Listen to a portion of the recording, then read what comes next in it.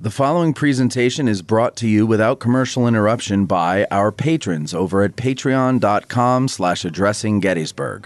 When you can't make it out to Gettysburg, we want to bring Gettysburg to you, and we can only do that with more support from our listeners. So please consider becoming a patron over at patreon.com/addressinggettysburg, where you will find our premium content made exclusively for our patrons. That's patreon.com/addressinggettysburg. How's everybody doing this afternoon? Good so far? All right. First of all, on behalf of the National Park Service, let me welcome you to Gettysburg National Military Park and our Winter Lecture Series. My name's Ranger Karlton Smith, and I'll be with you for a little bit talking about spying for Longstreet. And we're going to look at sort of the life and career of Henry Thomas Harrison and the contribution he makes to the Gettysburg Campaign. Now, Henry Thomas Harrison was born in Nashville, Tennessee on April 23, 1832. According to the 1850 census, he was working as a clerk. He enlisted in April of 1861 in the Artillery Rifles, later Company I of the 12th Mississippi, which was organized in May of 1861. They were first sent to Tennessee and then ordered to Virginia. And they arrived at Manassas Junction on July 22nd, 1861, the day after the Battle of Bull Run. So they missed that battle completely.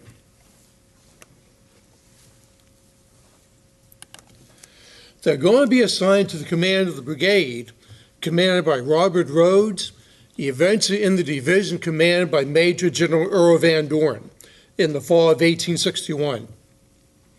Now, Harrison is going to begin his scouting work while stationed at Camp Van Dorn near Union Mills in Fairfax County, sometime in the fall of 1861. He went on detached duty in September of 1861. Harrison received a discharge for unstated medical reasons on November 18th, 1861. And this may just have been a little subterfuge to get him out of the 12th Mississippi so he could do his scouting work, really undercover. And also near Camp Van Dorn was a plantation called Oak Grove, which also happened to be the home of Lorinda Laura Bruders. And so this may have been an added attraction for Harrison. In a letter dated November 5th, 1861, Harrison wrote, "My dear Laura, do not think that I have forgotten you or the kind reception ever extended to me at Oak Grove. But I have been partially restricted in my, and forgive my pronunciation, perorations by a severe attack of, I forgot what our surgeon calls it. At any rate, I am aware of being too ill for military duty, although at this present time greatly improved and hope shortly to be able to get about. Forever yours, Harry." The next we hear of Harrison is he's writing a letter to Brigadier General Thomas Jordan, who at the time was the Chief of Staff to General Braxton Bragg. And he's writing him from Corinth on April 30th, 1862. "Sir, I am one of the original Mississippi Scouts that served on the Potomac. I wish to immediately enter service here, and as I have no horse or equipment, will you be so kind as to make a requisition for them and leave or hand same to Mr. Gorsuch?" Harrison then sent a letter to Major General William W. Loring on January 6, 1863, with information on Major General Ulysses Grant's movements, supplies, and transportation facilities. Harrison is also listed as a second lieutenant on a return from the post of Columbus, Mississippi in July of 1862. So apparently Harrison is a Confederate officer at this point. Secretary of War James A. Seton was signed a voucher for Harrison on February 20th, 1863, indicating that Harrison was back in the Eastern Theater and operating around Goldsboro, North Carolina, which would soon be under Longstreet's command. Longstreet remembered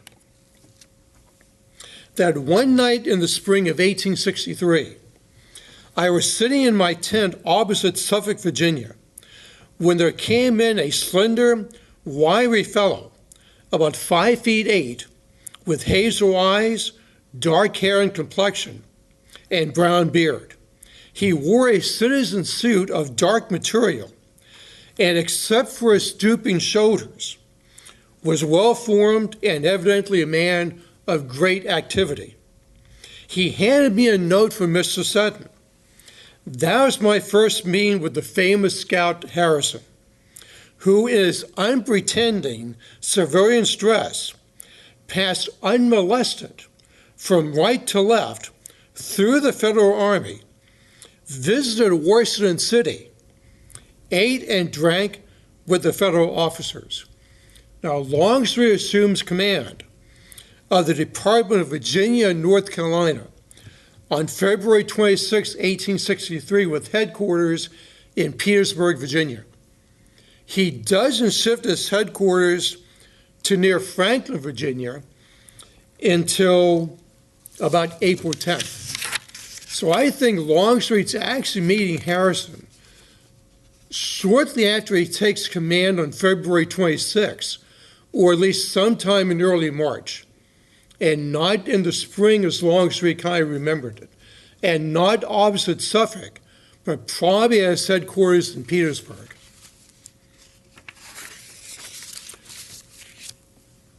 And Major Gilbert Marksey Sorrell, Longstreet's very competent chief of staff, also remembered meeting Harrison. He was a man of about 30 years, calling himself a Mississippian, and was altogether an extraordinary character. His time seemed to pass by equally within our line and the enemy's. Harrison, such was his name, always brought us true information. There was invariable confirmation of his reports afterwards. He went everywhere, even through Stanton's War Office in Washington itself, and brought in much. On the whole, he appears to have been a daring Southerner, hating Yankees most bitterly, but loving their greenbacks, and fond of secret, perilous adventure. And keep in mind what Marksey Sorrell said about going through Stanton's War Office, because that might come back a little bit later. Harrison himself was observed and captured near New Bern, North Carolina, a few days after the Confederate attack on Fort Anderson, which occurred on March 14th. He's going to be questioned by Colonel Jonathan S. Belknap of the 85th New York, who at the time was commanding the 1st Brigade, 4th Division, 18th Corps. Now, Harrison gave his name as H.T. Harrison, stated he was a native of Yazoo County, Mississippi, had served for 6 months in the 12th Mississippi, but was discharged for disability, all of which is basically true up to that point. But then Harrison told the story that he was living alternately with a sister in Pitt County and a cousin near Swift Creek, North Carolina, and that he kept moving to avoid Confederate conscription. He also knew the names of several citizens in that area which were also fortunately out of reach of Belknap double-checking the names. So here Harrison is weaving a story to try to pass off any suspicions on him. And because Belknap lacked any definite evidence against Harrison, he released him on about April 13th, 1863. So he's free now to go back to General Longstreet. And Longstreet's going to report, before we left Fredericksburg, which was on or about June 3rd, I called up my scout Harrison and gave him all the gold he thought he would need. I told him to go to Washington City and remain there until he was in possession of information which he knew would be of value to us, and directed that he should then make his way back to me and report. As he was leaving, he asked where he would find me. That was information I did not care to impart to a man who was going directly to the federal capital. I answered that my command was large enough to be found without difficulty. You don't want to give your scout or spy too much information in case he might be compromised somehow down the line. But Marksy Searle has a slightly different version as to that conversation. According to Searle, this is how it went down. Where shall I find you, General, to make this report? Asked Harrison. With the Army, was Longstreet's grim answer. I shall be sure to be with it. He was very far from giving even to his most trusted scout information as to his movements. But Harrison knew all the same. He knew pretty much everything that was going on. Now, Harrison, of course, is not the only potential source of information for the Confederates. Robert E. Lee wrote to Lieutenant General Richard Ewell on June 10th that General John D. Bolden is instructed to communicate to you any intelligence of importance and to comply with any directions you may give him. General Albert Jenkins is establishing a line of couriers between the valley and my headquarters. Their positions you will probably ascertain on your route. And Major General Jeb Stuart, commanding Lee's cavalry, wrote to Brigadier General Beverly H. Robinson on June 24th, you will instruct General William E. Grumble Jones from time to time as the movements, progress, or events may require, and report anything of importance to Lieutenant General Longstreet, with whose position you will communicate by relays through Charlestown. Now, how much of either of those instructions were actually carried out is open to debate, but they're apparently not being carried out as efficiently as Lee would have hoped. The question might come up, though, how is Harrison getting to Washington, D.C.? Well, I think he's utilizing what became known as the secret route, or also known as the Doctor's Line. And this was a well-established route for Confederate couriers from Richmond up across the Potomac River and into southern Maryland.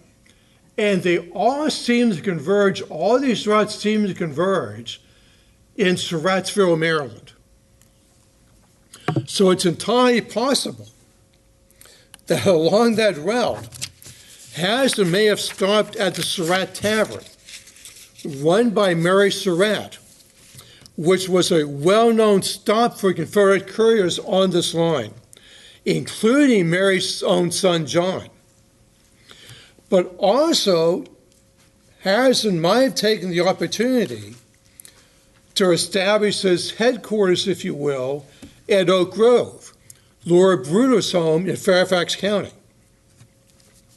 Now, Harrison's going to spend his time, apparently during what Longstreet asked him, going through the War Department and spending time at places like Willards Hotel, which was a favorite hangout for Union officers. And you can imagine somebody like Harrison being at Willards, doing what these guys do, going up to some Union officers and offering as a patriotic gesture to buy them drinks to honor them for the services of the country. And of course, after a few drinks, they might loosen up a little bit and start giving out some information. So basic spy work hasn't changed over the years.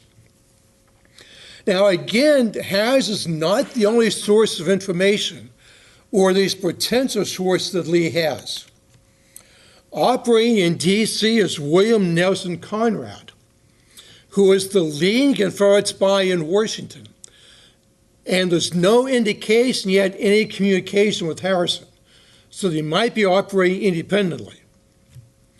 Also, Benjamin Franklin Stringfellow was Jeb Stuart's favorite scout.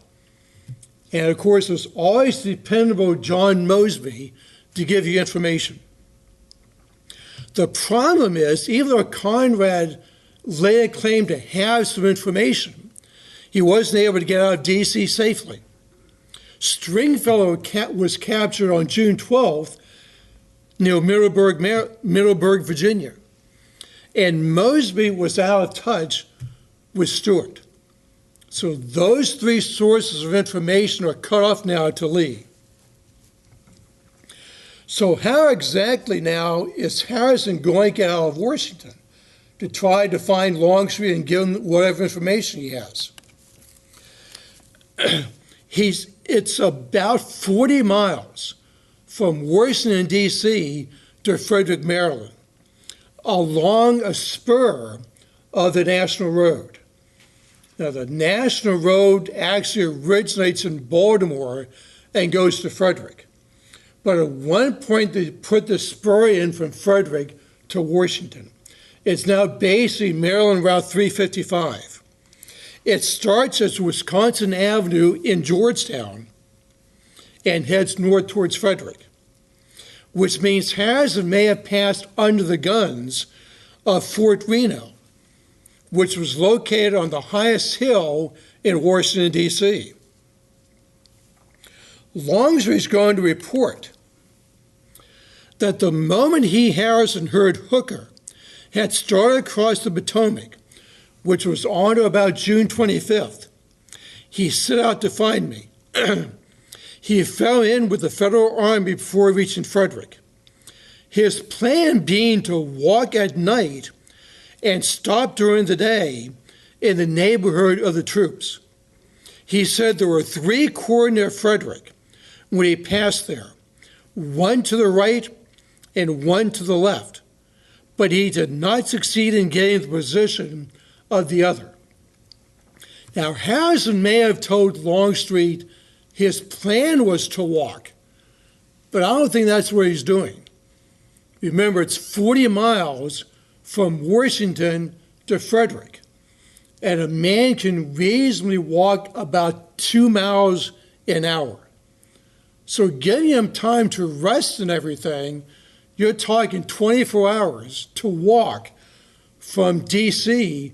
to Frederick. And then we're going to find out how far it is from Frederick to Chambersburg in just a minute. So I think he's actually going to get a horse from someplace and start to ride, because a horse can walk at the rate of about 4 miles an hour. At a trot, he can go to about 8 miles an hour. And I found out that an average trail horse can cover roughly 50 miles in one day at a walk. So kind of keep those figures in mind.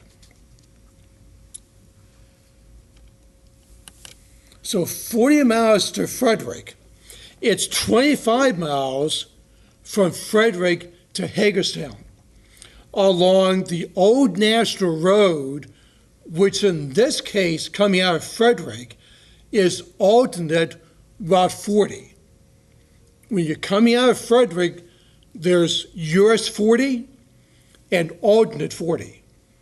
And alternate 40 out of Frederick is the old National Road, in case you want to drive it yourself. So taking the alternate US 40, you're going to cross Karlton Mountain, which in the area is known as Braddock Mountain.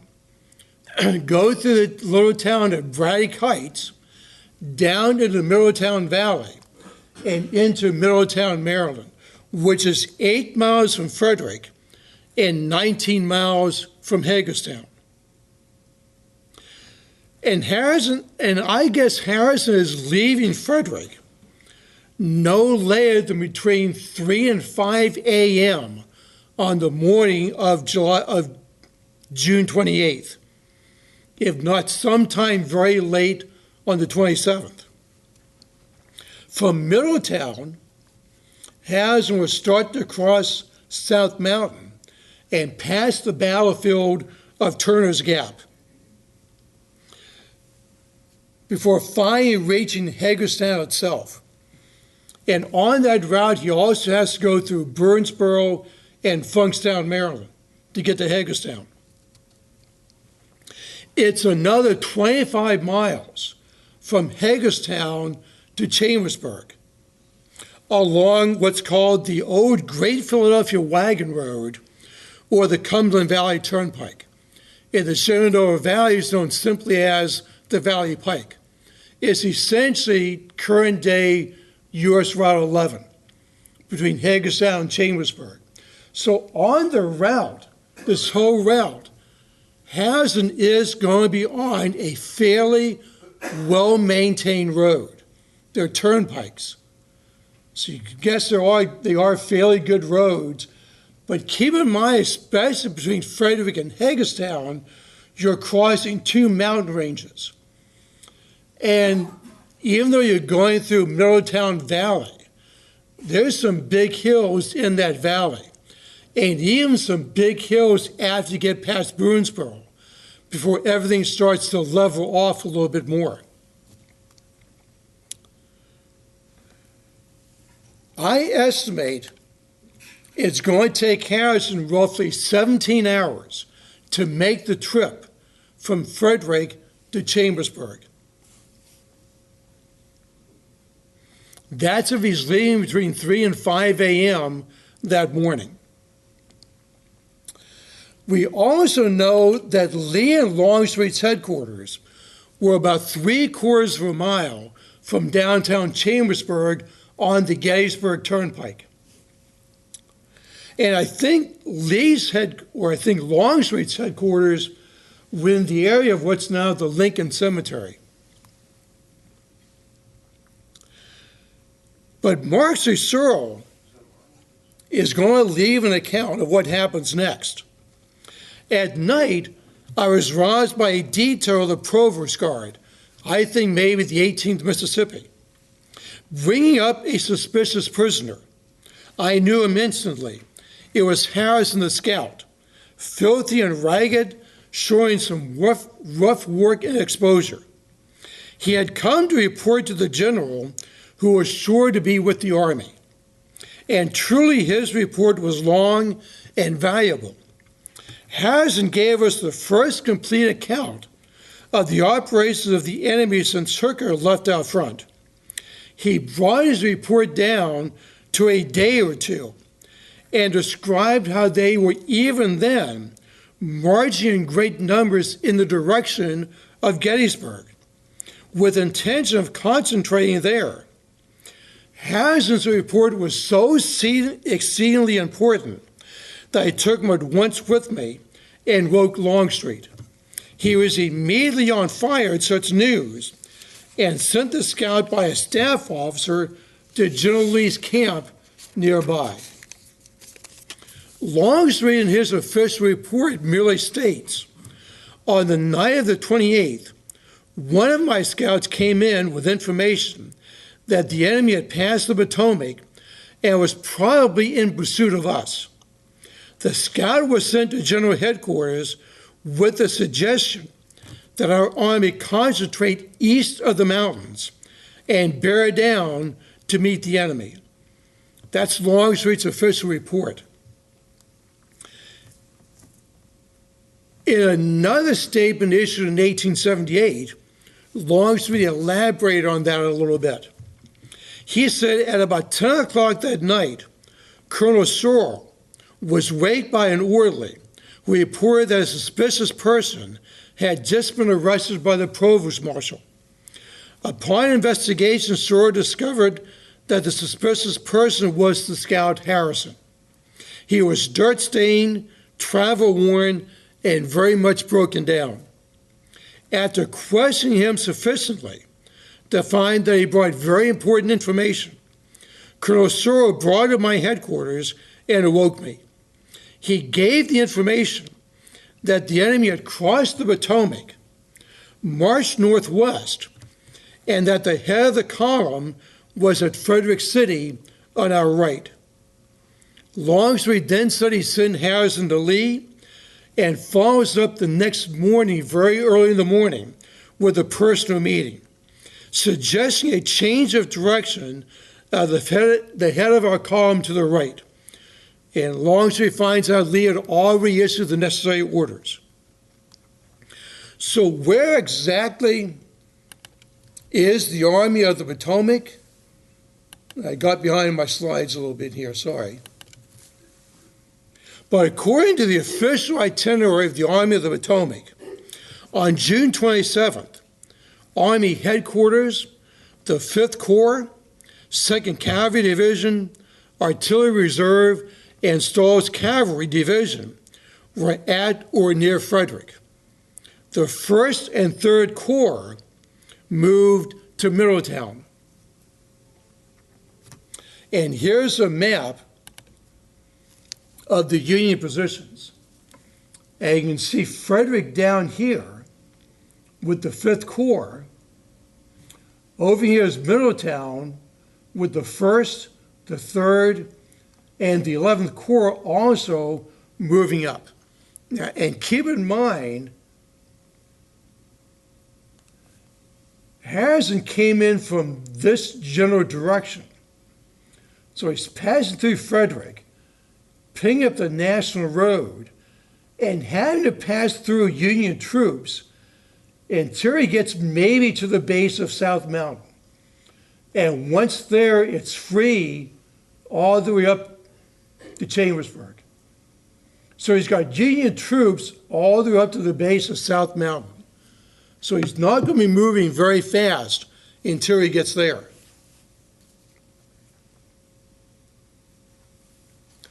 Now, Major John W. Fairfax, another of Longstreet's staff officers, remembered that Lee was very reluctant to make the move without confirmation by his cavalry, as he told me when I took Harrison to his tent that the night of Harrison's arrival under guard, as you state.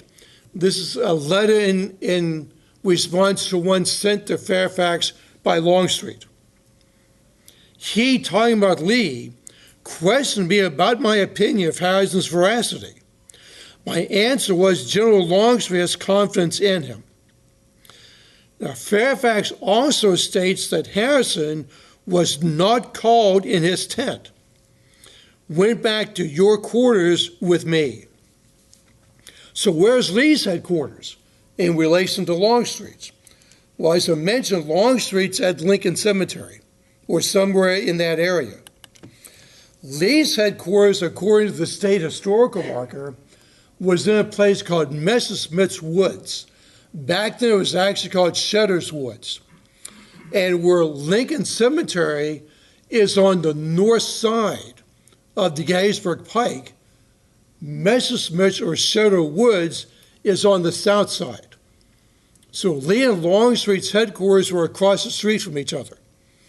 And if you're looking for Lee's headquarters today, keep an eye out for Walgreens. That's about where it's located. But Major Charles Marshall, a member of Lee's staff, has a slightly different version from Fairfax of what happened. Marshall said he had just issued orders for the next day's march to Generals Hill and Ewell. When I was sent for by the commanding general, I found him sitting in his tent with a man in citizen's dress, who General Lee informed me was a scout of General Longstreet's, who had just been brought to him. He told me that this scout had left the neighborhood of Frederickstown that morning and brought information that the Federal Army had crossed the Potomac and that its advance had reached Frederickstown and was moving thence westward towards the mountains. So the only contradiction is Fairfax said Lee didn't see Harrison, Marshall said he did. So whoever you like better, that's whose version you can take. But General Lee is going to change his orders. As he wrote in his official report, preparations were now made to advance upon Harrisburg. But on the night of the 28th, information was received from a scout that the Federal Army, having crossed the Potomac, was advancing northward, and that the head of the column had reached the South Mountain. Lee is also going to write to Lieutenant General Ewell on June 29, stating, I wrote you last night, June 28th, stating that General Hooker was reported to have crossed the Potomac and is advancing by way of Middletown, the head of his column being at that point in Frederick County. So all of that's kind of reinforcing the story that Harrison apparently told everybody else, where the Union Army was located and where it was moving. The one piece of information that I kind of doubt Harrison knew at this point was that George Meade was in command of the Army of the Potomac. You know, that's part of the story that Harrison told Longstreet. I don't think Harrison knew that yet. Now, there were certainly rumors of a change of command, but Meade himself does not receive his orders until 3 o'clock in the morning of June 28th. And he doesn't notify the Chief of Staff, General Halleck in Washington, that he's taken over until 7 o'clock, by which time Harrison is clearly out of the area. Instead, the one name Harrison may have mentioned as potentially commanding the Army of the Potomac, taking over Hooker's place, was George McClellan.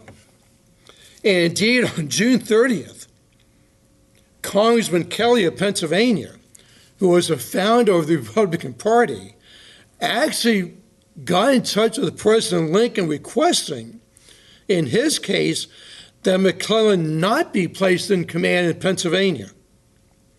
Lincoln also had to answer an inquiry from A.K. McClure, who was a native of Chambersburg, but was the editor of a very important Philadelphia newspaper.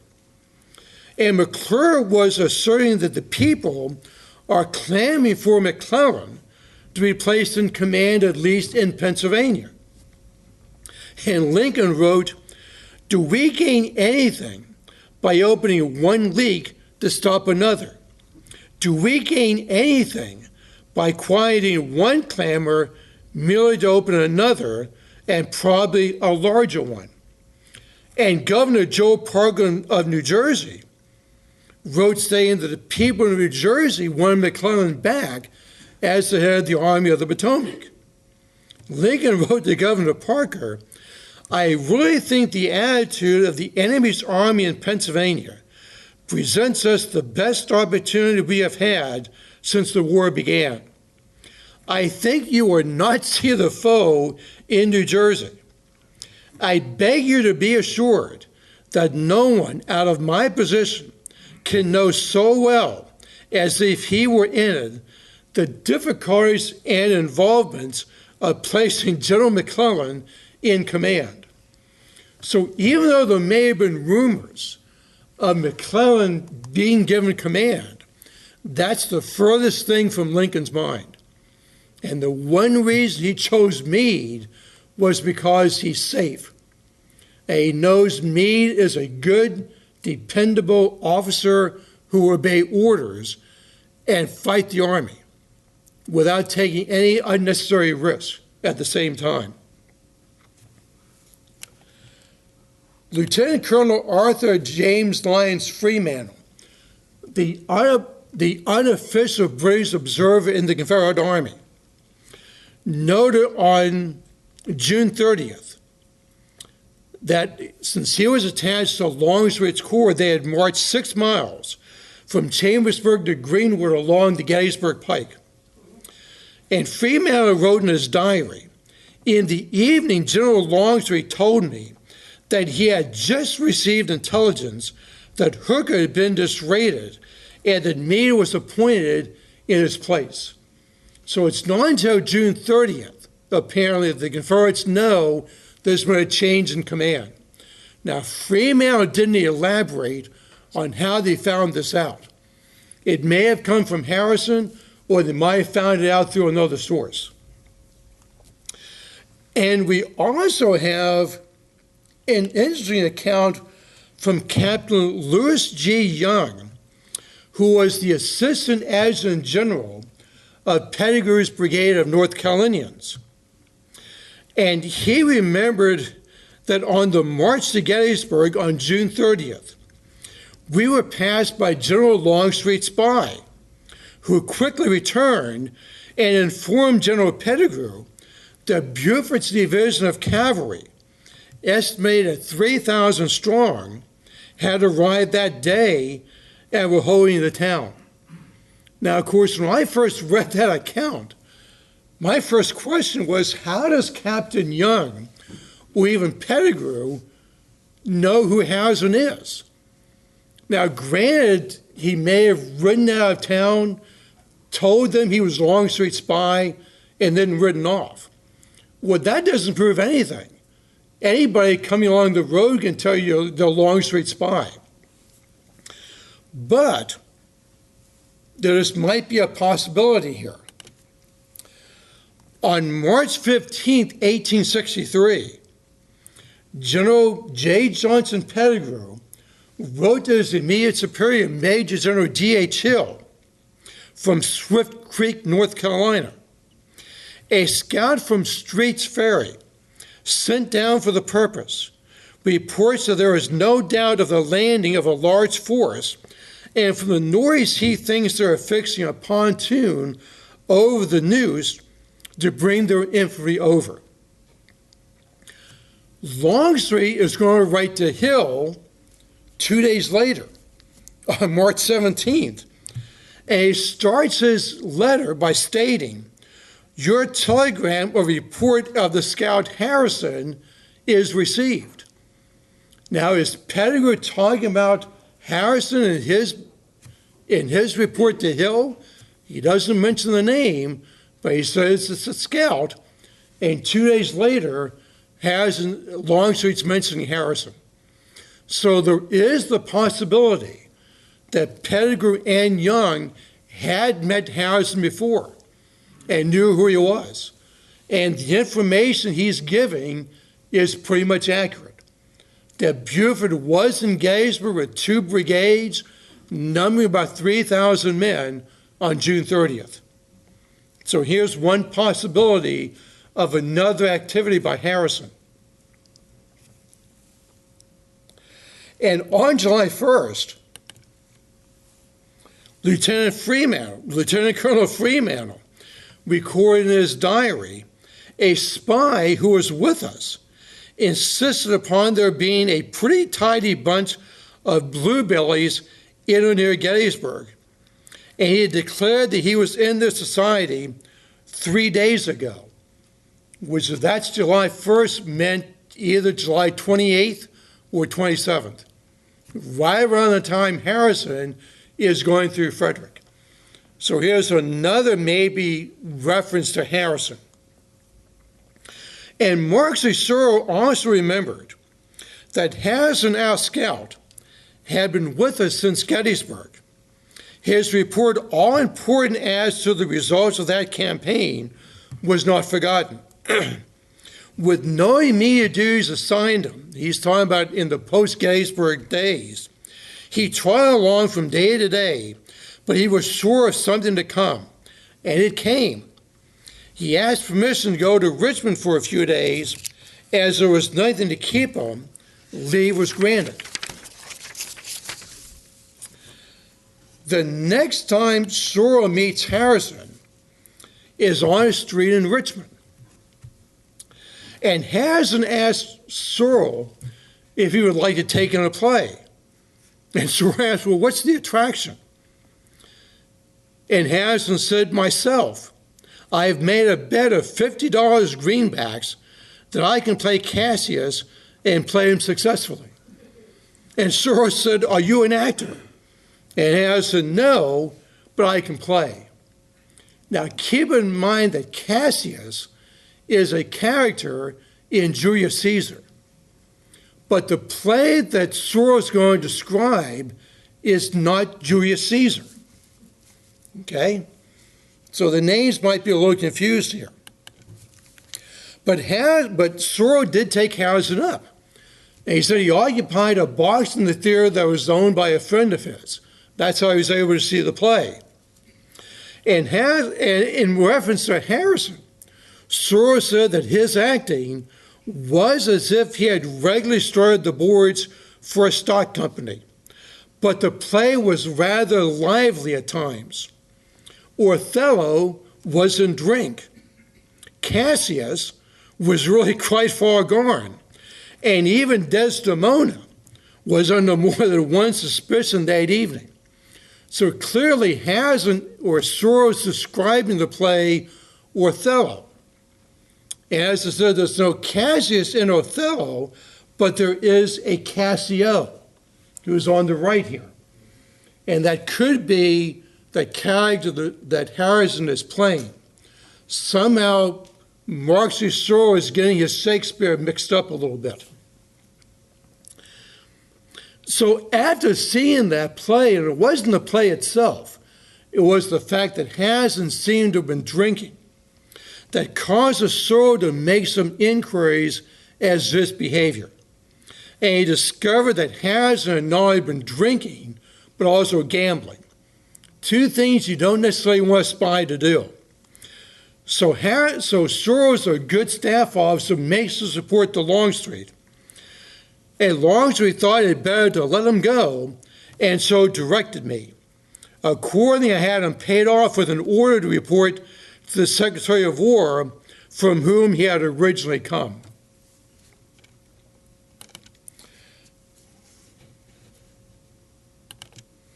Now, President Davis and General Lee are going to meet to discuss strategy starting on August 25th. And a final decision was made to send Longstreet to Georgia by September 5th. Lee goes back to the Army camp at Orange County Courthouse by September 7th to give Longstreet the news. And by September 9th, Longstreet is leaving Richmond to reinforce Bragg. Soros admitted later that Longstreet missed him, Harrison, afterwards while we were in East Tennessee. And he made a careful effort to find him and bring him out to us. And he wasn't able to do that. So Longstreet has now lost the services of Harrison for the war. And the reason I wanted to talk about the date of Longstreet's leaving for Bragg is because one historian dug up an advertisement for the new Richmond Theater about Othello being performed on the night of September 10th. Now, he didn't identify any of the actors, but the ad stated that Iago was to be played by an amateur, an officer of the Army. And this researcher felt that had to be Harrison. But that doesn't jive with the dates. It's September 10th for the play. Longstreet and company on a train to Georgia by the 9th. So this had to be another performance by Othello at some time probably in late August. That's the best I can come up with. But Harrison was signed his last known pay voucher on September 19th, 1863, ironically the first day of the Battle of Chickamauga. But he's got other plans at the same time. On September 28th, 1863, he's going to marry Laura Bruders in Washington, D.C., of all places. And they're going to go to New York on a pleasure trip. Now, when they come back is not known, but we do know that by April 4th, 1864, Harrison is back in New York City. What he's doing there is not clear, but there was a very active Confederate Secret Service operation in New York City. And there's an interesting report from a man named Henry Gatlin, who was using the alias of Captain Harry S. Howard. Gatlin was a Union agent operating in Richmond, Virginia. And he sent some information to Secretary of War Stanton through Major General Benjamin Butler. And on March 1st, 1864, Butler had a cover letter to what Gatlin wrote. And Butler, in his cover letter, stated that Gatlin was in Richmond to ascertain by what means the rebels got intelligence from Washington. And then he went on to state, if you have such clerks as Judge Ward's brother-in-law and Harrison in your department, I think you will be safe in arresting them. Howard is not likely to be mistaken. So remember back what Marxie Soros said, that Harrison was known to go through Stanton's War Office. Here may be confirmation of it. And it looks like Harrison might be close to being sniffed out and arrested. Harrison was signing his parole papers late on August 21st, 1865, in New Orleans. He then went to Mexico with his wife Laura and daughter Elizabeth, who had been born in 1864. Maximilian of Mexico was inviting ex-Confederates to come down to help him maintain his throne. But if Harrison really did that, he wasn't there very long. Keep in mind that Maximilian was executed in June of 1867. Harrison has a second daughter, born in July of 1866, another girl named Irene. Harrison wrote to his wife on April 7th, 1866, from Baltimore. And he said, I write on the eve of a journey, and will not see you from some time, perhaps never. Imagine getting a letter like that from your husband.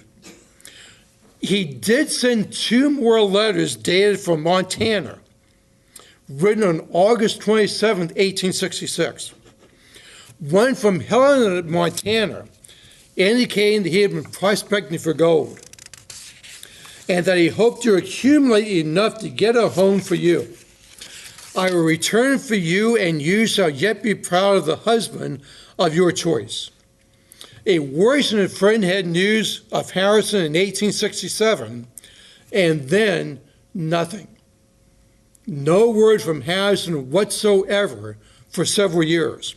In fact, it got to the point where Laura thought Harrison was dead. So she married Reverend George Washington Rustin on August 27, 1873. Harrison finally reappeared in Annandale in Fairfax County, Virginia, on November 19, 1900. His oldest daughter, Elizabeth, had moved to Illinois, and Irene's husband, James Robert Beatty, whom she married in 1893, was against any type of a reunion. Harrison did write to Laura's brother on November 21st, 1900, that he had been in Freestone, Virginia, where I found Colonel Fairfax well and glad to see me. Mark Cicero was writing his memoirs around 1900. And he said, I hear from Latrobe that the man Harrison is alive and in Baltimore, seeking some small assistance from the Confederate veterans. I should like to see his last days made comfortable. Harrison moved at some point to Cincinnati, Ohio, at least by 1901, and worked there as a detective for the Municipal Reform League. He also married Lucretia Allison, 25 years his junior. A 1933 article in the Cincinnati Times-Star said that Harrison took to sleuthing like a duck takes to water. Harrison died on October 28, 1923, in Covington, Kentucky. He's buried in Highland Cemetery, Fort Mitchell, Kentucky. And if you ever want to visit there, it's Section 18, Grave 207. But how important was Harrison's information? Well, on July 30, in his first report of the campaign, written on July 31st, 1863, Lee wrote, preparations were now made to advance upon Harrisburg. But on the night of the 28th, information was received from a scout that the Federal Army, having crossed the Potomac, was advancing northward, and that the head of the column had reached the South Mountain. As our communication with the Potomac was thus menaced, it was resolved to prevent his further progress in that direction by concentrating our army on the east side of the mountains. In a later report written in January 1864, Lee stated, in the absence of the cavalry, it was impossible to ascertain his intentions, but to deter him from advancing further west and intercepting our communications with Virginia, it was determined to concentrate the army east of the mountains. So Lee is clearly concerned about his line of communication. Without Harrison's information, Lee would have continued his march on to Harrisburg, as he intended, to try to capture the capital of the second biggest state in the Union. With that movement, Meade's intention had been to lift the pressure on Harrisburg by continuing to move north from Frederick. If Lee's actually moving against Harrisburg, Meade does have a chance to move against Lee's line of communication and maybe even cut off his line of retreat. At which point, instead of a battle at Gettysburg, we might be talking about the Battle of Carlisle or the Battle of Harrisburg. I want to thank you folks for braving to come out today. Does anybody have any questions at this point about anything I've said regarding Harrison? No? Yes. He's trying to be clever in this picture with the gun and pointing to a piece of paper. Do you know what he's trying to, and he's got a little smirk on his face. Do you know anything about this picture? A little bit. This is Harrison. You say he has kind of a little smile on his face. He's in Confederate uniform. And he's pointing at this piece of paper. And one researcher of Harrison also noticed this. He apparently examined these letters very closely, and it is some type of code. And we think it's a love message, probably intended for Laura. So he's sending her a picture of him in Confederate uniform with a secret love message on it. That's why he's pointing to it.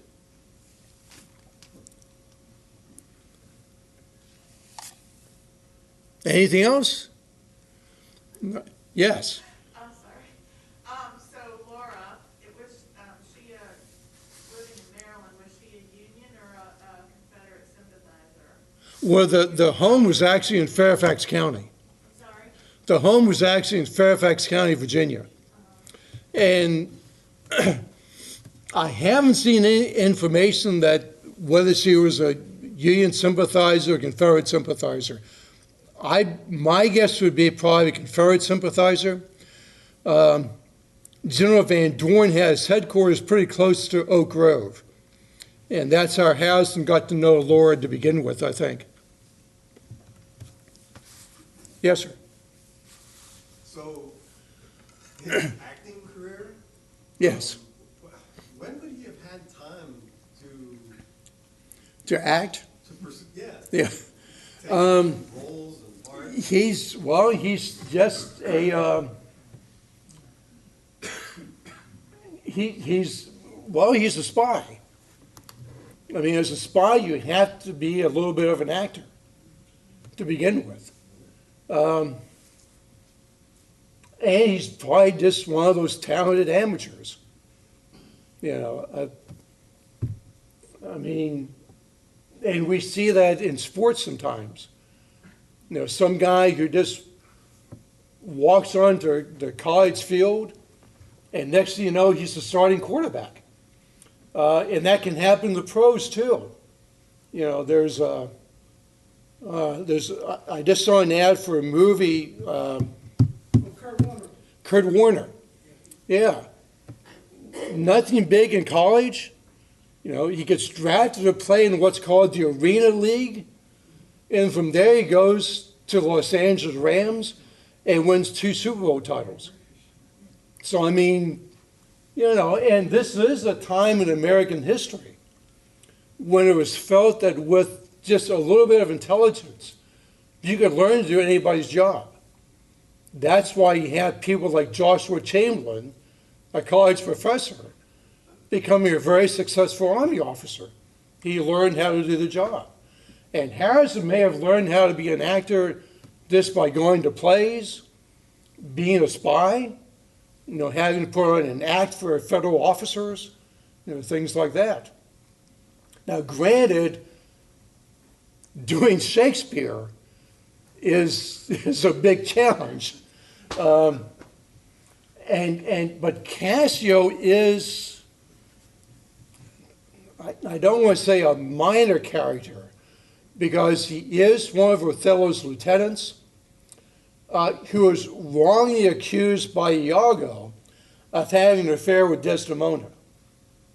So he's not a major character, but he's not just a walk-on either, in that sense. And also remember, Mark Soros said all the actors seem to have taken some liquid courage before they went on stage. Although that's not necessarily a detriment. There's off the topic a little bit, there's a great story of John Barrymore. When he first went to London to do Hamlet, they couldn't find him for dress rehearsal, which didn't bother anybody, but the day of the play, they couldn't find him.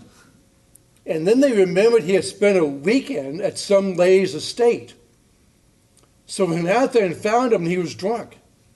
They drove him back to London, stuffed him into his costume, and literally threw him on the stage.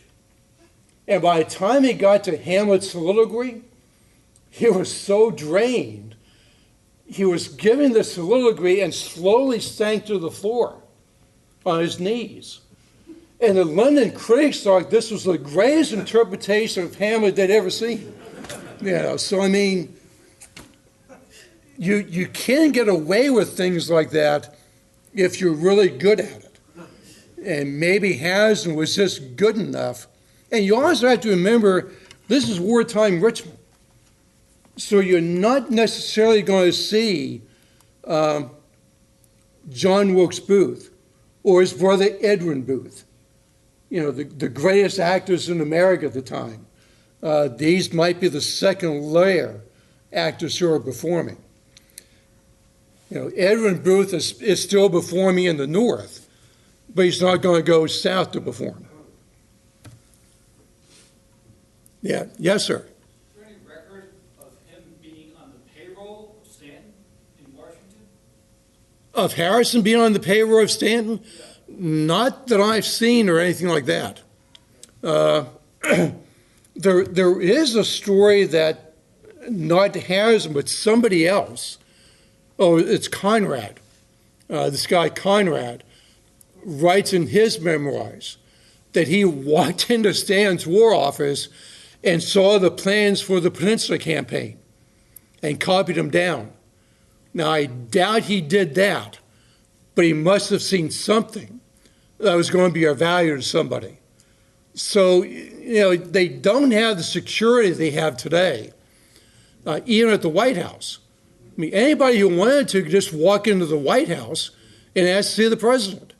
They're not checking credentials, IDs, or anything like that. So it's possible that anybody could just walk into the War Office and see what's going on, and nobody asking any questions. I think at one time even John Sarat may have worked in the War Office, or at least walked through there. So security wasn't as tight as it should have been. Hey, yes, ma'am. Is there any clue where he was when he disappeared for over 30 years? Is it a family legend, or did he write a diary, or did a journalist interview him later in life? Nothing like that. The only clue we have is he was in Montana and trying to make his fortune digging gold. And that was not unusual. I mean, guys went out west to disappear for whatever reason. We don't know if Harrison at any point changed his name when he was out there or anything like that. Those 30 years are still a mystery. Anything else? All right. I want to thank everybody for joining me this afternoon. And be safe driving home.